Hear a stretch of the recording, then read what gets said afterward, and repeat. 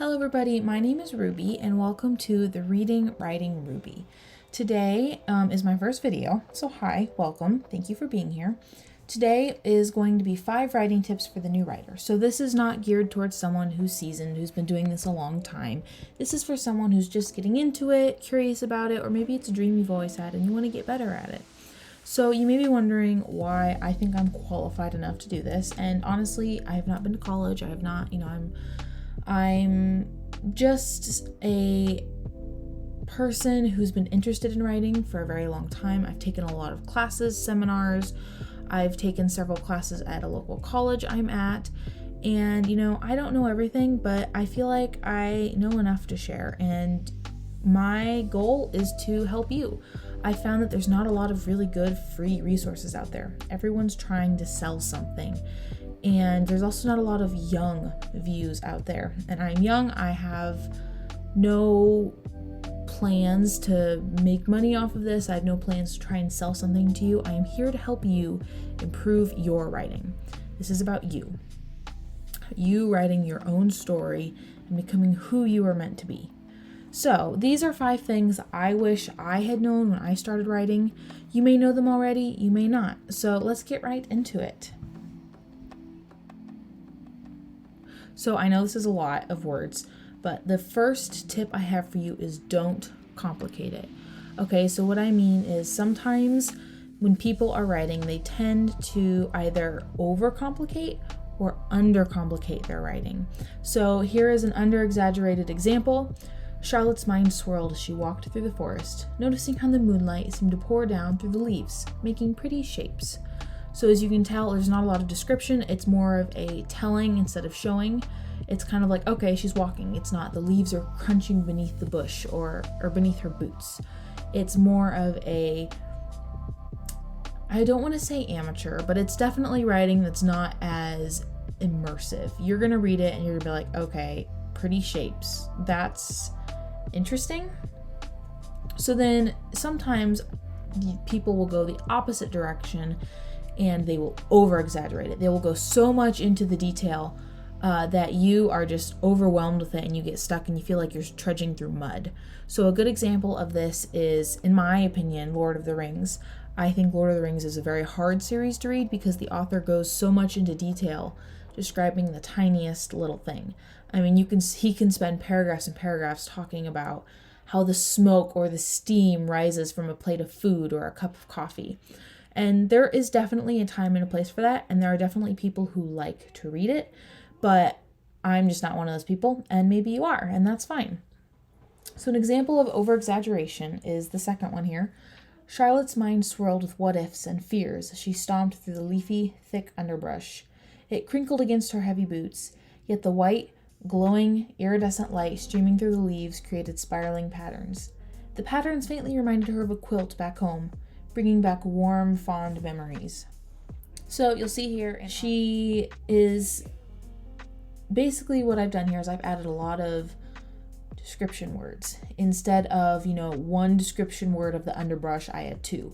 Instead of 1 of the light streaming through the leaves, and instead of using them more throughout the sentence, they're all condensed into this one part of the sentence. And it's 3 words that describe like color and light. And the same thing, I think, comes with this bringing back warm, fond memories. In my opinion, this is a lot of detail that doesn't need to be there. I mean, if you show that she's stomping through thick underbrush, you don't need to add leafy because it's just an extra word. It's just something that pulls you out of the immersion. So instead, try this. Charlotte traipsed through the brush, mind swirling, thoughts clashing. Her eyes flicked from one thing to another, attempting to find something to focus on. Her vision was drawn to the flickering, iridescent patterns. They streamed through the trees and onto the ground, and she used the coolness of the breeze and the kindness of the light to center herself. Now, this is something that varies a lot with writing styles. I have friends who very much exaggerate their description, but there are other ways to do it than just things that you see. you know, you want to work on all 5 senses, which is a video that will be coming out soon about how to work on all 5 senses, how to find creative ways to use them and slip them in without the reader noticing. But it also is something that can be very helpful. So how to do this is to, I think it takes time to kind of come up with your style. You know, the more you write, the more you learn how you sound. I have found that I like to sound, I almost want to say dramatic. I mean, Charlotte is a character from one of my books. This is something I have taken from my personal writing, which there's more later on that you'll hear. And I think that if you're trying to keep from this under-exaggeration and this over-exaggeration and keep in this perfect middle area, you just need to not focus on it. Don't hyper-fixate on making sure that you get every little detail of everything that this character is doing right in this second. You know, if she's stomping through the underbrush, it's already crinkling. You don't need to say it's crinkling against her heavy boots. You can say she stomped through the thick underbrush and say something about the crinkling playing in her ears, you know, something like that, because it's already implied. Maybe this is helpful for you, maybe it's not, but I think that a lot of people get into going over things over and over again and just adding more description until it's so much that you can't take it. So that's writing tip number 1. This is writing tip number 2. Do your research. Pretend I'm clapping between there. Here, I'll do it for you. Do your research. I cannot describe to you enough how important research is, how vital it is. Even if you're writing fantasy, dystopian, sci-fi, you still need to know your stuff. If you're writing something from a magic system that's already developed, if you're writing from a system that other people have used, you need to make sure you're doing it correctly. Otherwise, readers will notice. They notice a lot more than we think they do. So this is kind of an example of writing that is under-researched, over-researched, and perfectly researched, in my opinion. So under-researched writing is kind of like, I use the example of a bow and arrow because a lot of my characters use bows and arrows because I like them. I think they're a really great weapon. And so my example here has to do with an under-researched writing. She just kind of, it doesn't sound right. You may not know by reading it, but it's not correct. And I've done a lot of research into bows and the types of bows, and you have to have a lot of strength and you have to have a lot of knowledge about it in order to be able to write it correctly. So here is my example for under-researched writing. Charlotte's hand reached for the curved bow at her back. Drawing an arrow from her satchel, she notched it, aiming. The arrow flew through the air before finding its target. It's under-described and under-researched. There's different types of curved bows. The arrows do not just sit in satchels. It takes a lot more to aim. Sometimes I think it's very important for your reader to know what's happening with the weapon.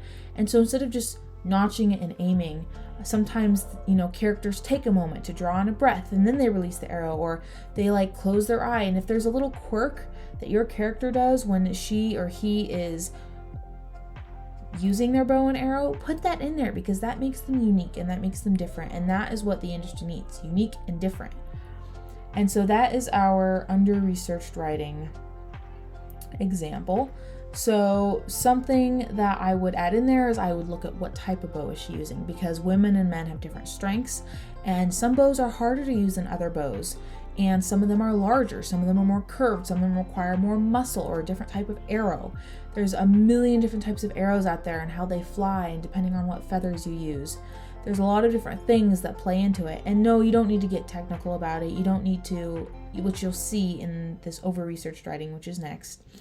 But you do need to know enough so that in the future, if your character is having an interaction with their weapon or someone else's weapon, you know what you're talking about. So here is over-researched writing.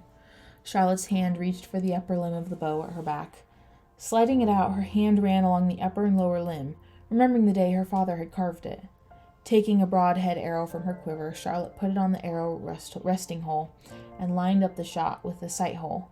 She made sure to use the stabilizer before letting the arrow fly.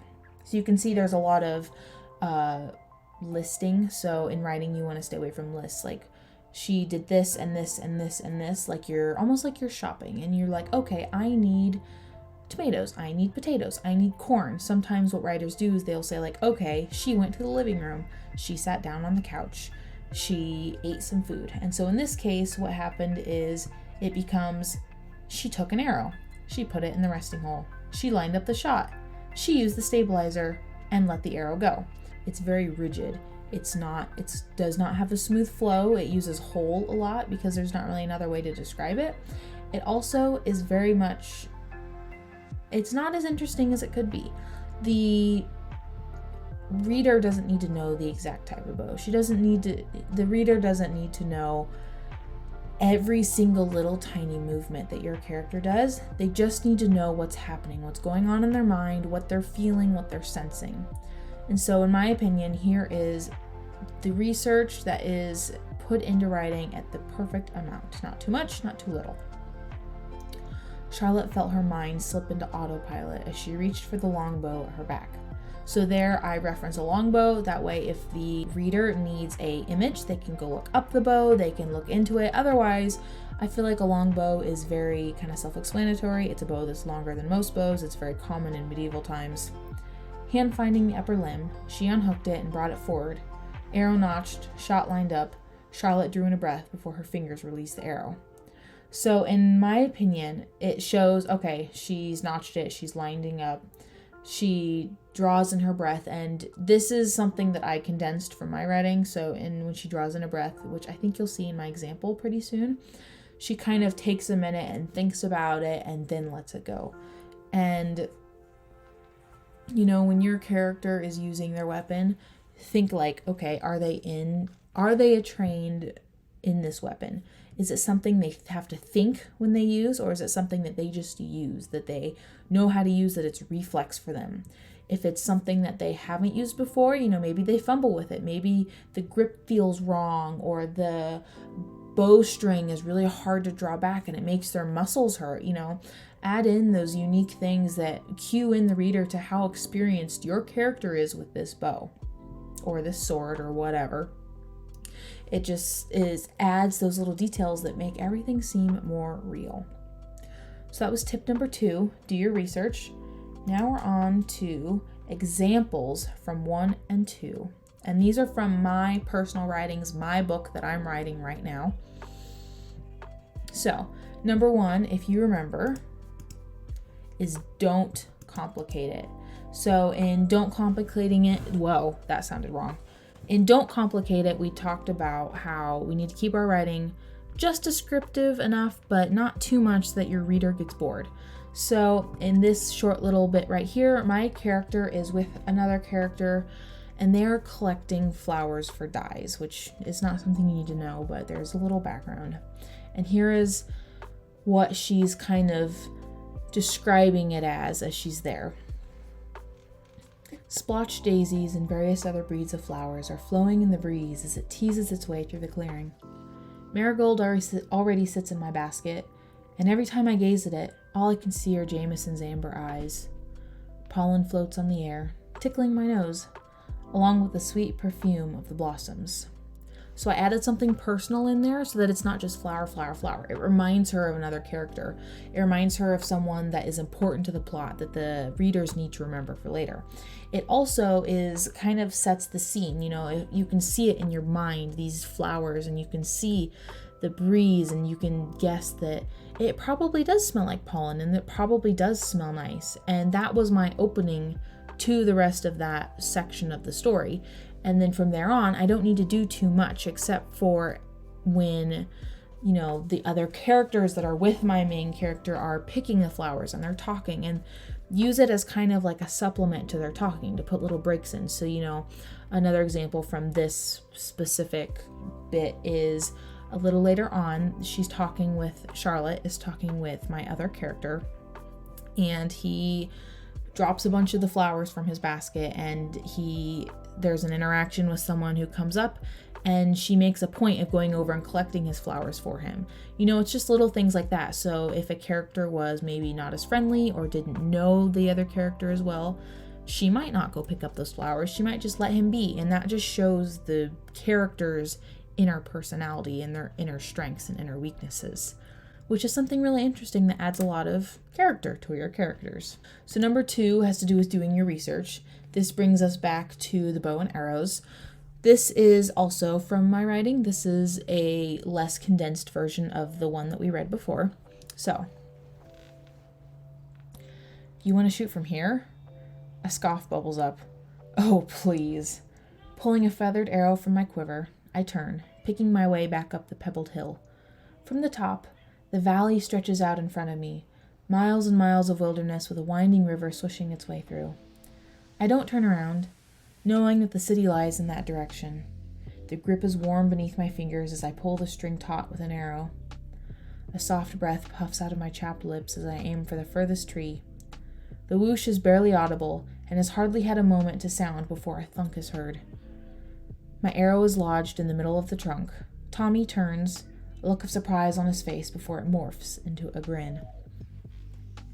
So here she's showing her skill with the bow. Tommy has challenged her. He's my other character. He's challenged her to kind of see what her skills are, and he's surprised. You can tell he's surprised, and then he's grinning because he's like, wow, that was really cool.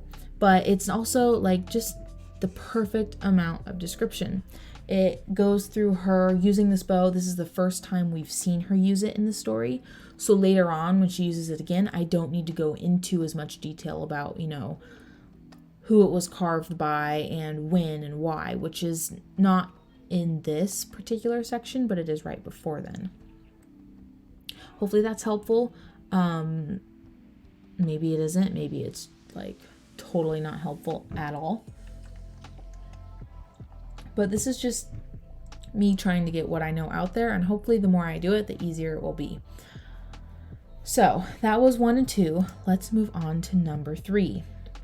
This is one that I have struggled with for a very long time. Writing tip number 3 is don't compare yourself to others. It's something everyone struggles with, and it's definitely something that takes time to get over. I think it's something that some people take their whole lives to get over. So the world doesn't need another J.K. Rowling or J.R.R. Tolkien. The world needs you. Don't compare yourself to others. Keep writing and write like you. That is from The Write Practice. You can find their website in the little link down here. The moment you start comparing your writing to others' writing, it is no longer yours. I have learned that. And, writing is all about learning from other people's stories and taking little bits and pieces and using them in your own. It's not copying. It's learning. It's creating your own story from the paths of others, paving your own path. But if you, have friends who write, or if you read a book and you go, oh my gosh, that is so amazing, I need to be like that. And why isn't my writing like that? That's because it's not meant to be. It's meant to be your writing and no one else's. And if you start, it's okay to look up to people. It's okay to look into their background and their story, and it's okay to admire them. But it's not okay to start saying, my writing is not as good as their writing. My writing is horrible because I can't describe like they do. I can't show my characters' emotions as well as they can. Well, they're also probably much older than you. They have a lot more experience. They have spent years in the industry. They have found their style. You may not have found your style yet. And once you find your style, you'll know where you belong. You will know who and where and when. I've been writing since 5th grade, and I go back and I read what I started out writing, and it's trash. I mean, I'm okay admitting I read it sometimes for laughs, and it's been years and years, and I feel like I've settled comfortably into my style and who I am supposed to write as, but it takes a while. And sometimes there are still people I meet, I have a writing group I'm in, and hearing how they write sometimes, it is a little hard because you will always look at your own writing and you will always read it and it will always sound terrible to you. That is just something that you are going to have to get over. And it's something that I have only just begun to get over, because I read it and most of the time I think it's horrible. I think, why would anyone want to read this? But if you have a story, if you have something to tell, if you feel like you have a purpose for being an author, then there is someone out there who is going to read it. There is someone out there who needs that story you're going to write. Writing tip number 4. Also another one, it has been hard to learn myself. Write. Don't rewrite. Rewriting is a sure way to keep your book locked in a basement, and it will never see the light of day. You will visit it and you will feed it and you will water it, but no one else will ever know about it. You have to keep your eyes focused on the goal. Drafting exists for a reason. You will have a chance to change and move around words later. Something that you need to remember is an elephant is not eaten in huge gulps. It's successfully eaten and digested one small bite at a time.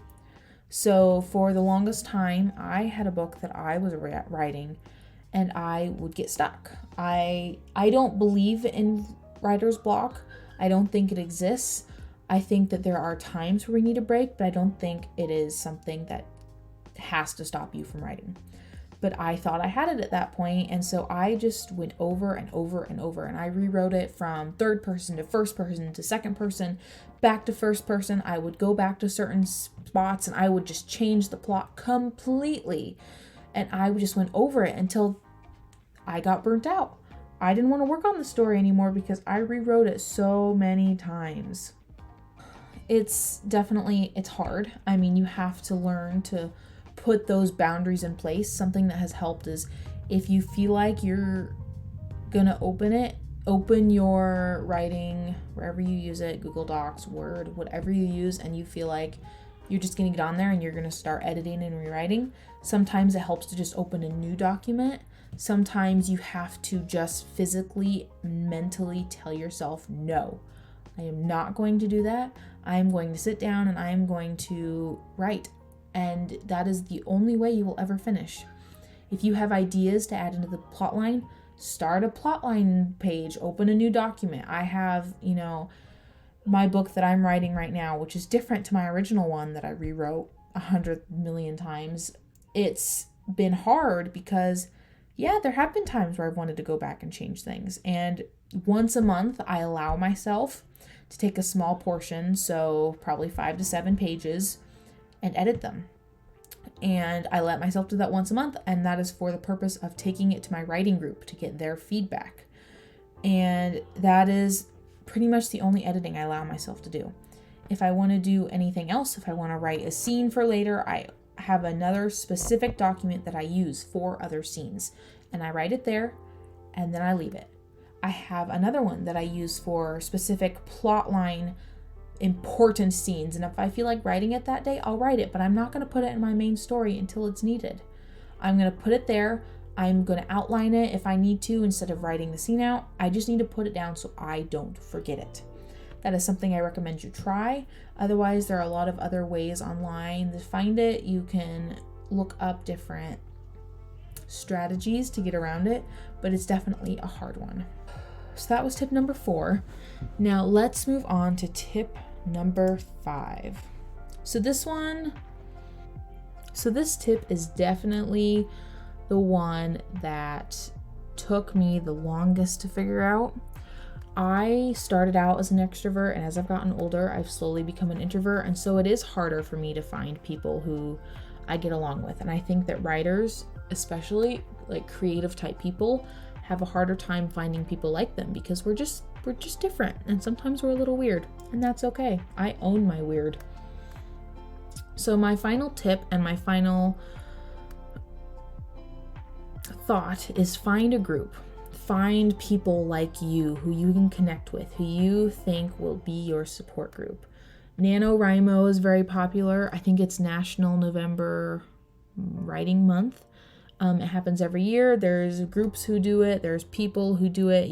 It connects you to people in your area. There's a lot of things you can do to find people on there. It's a very useful website. NaNoWriMo has never worked for me because basically what it is in the month of November, you write 50, I think it's 50,000 words. It might be more. I feel like it's more. And basically you write a novel and you have a minimum of 1,500 words that you have to write a day. And that's just not how I work. I do smaller doses every day. I have other things in my life and I don't have the time to just sit down and blurb writing like that. And that's okay.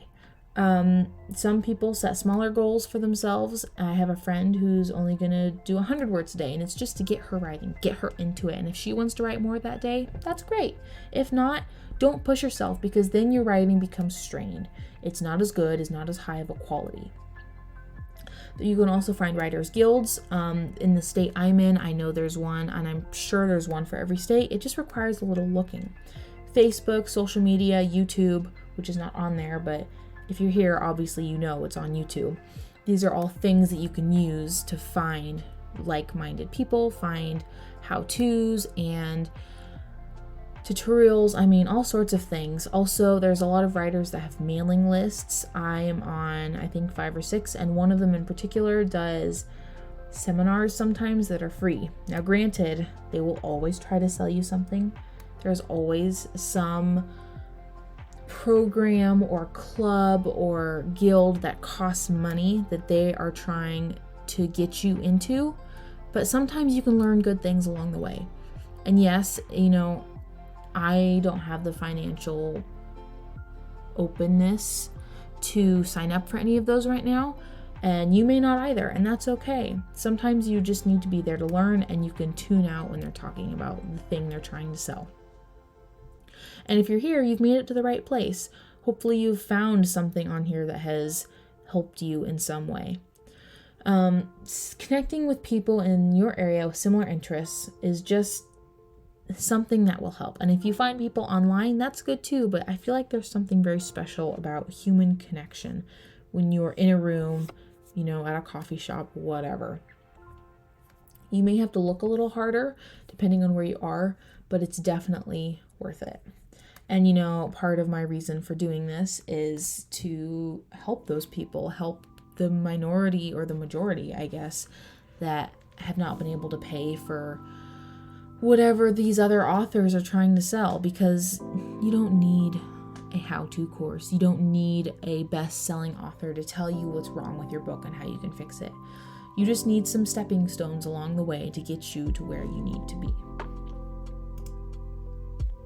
So that was my 5 tips for the new writer. Now go forth and write your story. Let me know what you guys think. Let me know what you want to see in the comments below. I am currently working on different types of plot lines. That'll probably be a 2-part video. And I have a couple more things for more advanced writers and people also just still getting into it. And if you're into gaming, come visit me at Ruby525. On there, I play Minecraft and several other games with my friends. Make sure to like and subscribe if you want to see more. And this has been the Reading Writing Ruby. I love you guys. Bye!